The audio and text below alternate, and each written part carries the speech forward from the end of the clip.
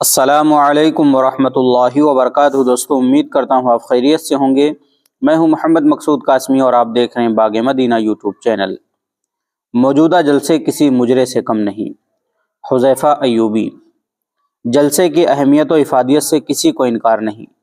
ماضی قریب ہی میں ہمارے بڑوں نے ان جلسوں سے بہت کام لیا ہے، انقلابات برپا کیے ہیں، لیکن موجودہ وقت کے جلسے بات تلخ ہے، لیکن ہضم کریے، یہ کسی مجرے سے کم نہیں ہیں، کیونکہ مجرے میں لاکھوں روپے خرچ کر کے طے شدہ رنڈیوں کو زینت اسٹیج بنایا جاتا ہے۔ وہ طے شدہ رقم کے مطابق کام کرتی ہیں اور رخصت ہو جاتی ہیں۔ بعین ہی یہی حال ہمارے جلسوں کا ہے کہ تاریخ لیتے وقت خطبہ و شعراء خطیر رقم طے کرتے ہیں۔ جلسے میں تکلفات سے پر ناشتہ، بھانت بھانت کی اشیاء، خورد و نوش اور اول درجے کا قیام بیعام۔ بعدہ جلسے کا آغاز ہو تو اسٹیج پر پہلے پیشاور ناظم کو برداشت کرتے ہیں۔ جیسے تیسے ناظم کو برداشت کرتے ہوئے شاعر کیا بلکہ متشاعر تک پہنچتے ہیں تو معلوم ہوتا ہے کہ یہ تو ناظم جلسہ یا مشاعرے سے بھی 2 ہاتھ آگے ہے۔ قبل از نعت مائک والے بھیا سے ایکو ڈلوایا، 2 مصروں سے ماحول چیک کیا، اگر موافق ہوا تو ٹھیک ہے، ورنہ ماحول کو موافق بنانے کو وہی کچھ لچھے دار جملے اہل قصبہ یا قریہ کے بارے میں سنا تھا کہ یہاں فراخ دل و کشادہ قلب لوگ رہتے ہیں، جلسے کے تمام رموز و اوقاف سے واقف ہیں، بہت دعاؤں سے نوازنے والے ہیں، یا کچھ اس طرح کی جب تک آپ بآواز بلند سبحان اللہ یا ماشاء اللہ نہیں کہیں گے میں یہی مصرع دہراتا رہوں گا۔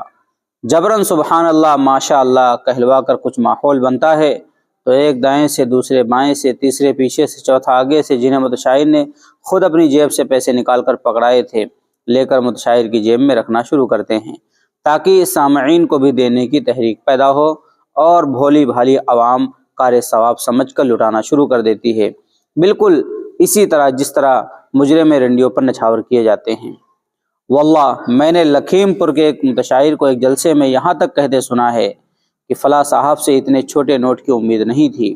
افسوس کی بات یہ ہے کہ اشتہار میں ان جیسوں کے نام سے پہلے مداح خیر الانام اور شاعر رسول جیسے القابات لکھے جاتے ہیں، پھر نعت پڑھنا شروع کرتے ہیں اس طرز و انداز سے کہ نعت اور گانے میں کچھ فرق نہیں رہ جاتا۔ عوام تو عوام، مہمان خصوصی بڑے حضرت استاذ الاساتذہ، مقرر ذیشان، واعظ خوش بیان صاحب جو کہ منکر پر نکیر کے لیے ہی مدعو کیے گئے ہیں، انہیں اف تک کہنے کی توفیق نہیں ہوتی۔ کیوں؟ کیونکہ وہ متشاعر حضرات کی دعائیں چاہتے ہوئے پہلے ہی 2 مصرے نظر کر چکا ہے اور حضرت اس وقت آسمان میں ہیں۔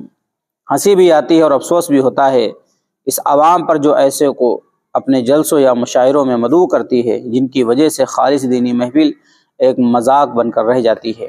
مزید تو کچھ نہیں لکھنا، بس اتنی گزارش ہے کہ پیشاور خطبہ و مقررین اور نظماء و شعراء سے محتاط رہتے ہوئے ان خطبہ و شعراء کو زینت اسٹیج بنائیے جو مخلص ہوں، جن کے دل خلوص الہیت سے لبریز ہونے کے ساتھ ساتھ ملت کے نبض شناس بھی۔ بہتر ہو کہ لاکھوں اسٹیج پر لگانے کے بجائے محلے گاؤں کی کسی مسجد میں ایسے ہی کسی ایک عالم دین کو بلا کر بیان کروا دیا جائے، انشاءاللہ زیادہ مفید ثابت ہوگا۔ تو دوستو، یہ تحریر تھی حذیفہ ایوبی صاحب کی، جنہوں نے جلسے سے متعلق اس میں بات کی ہے۔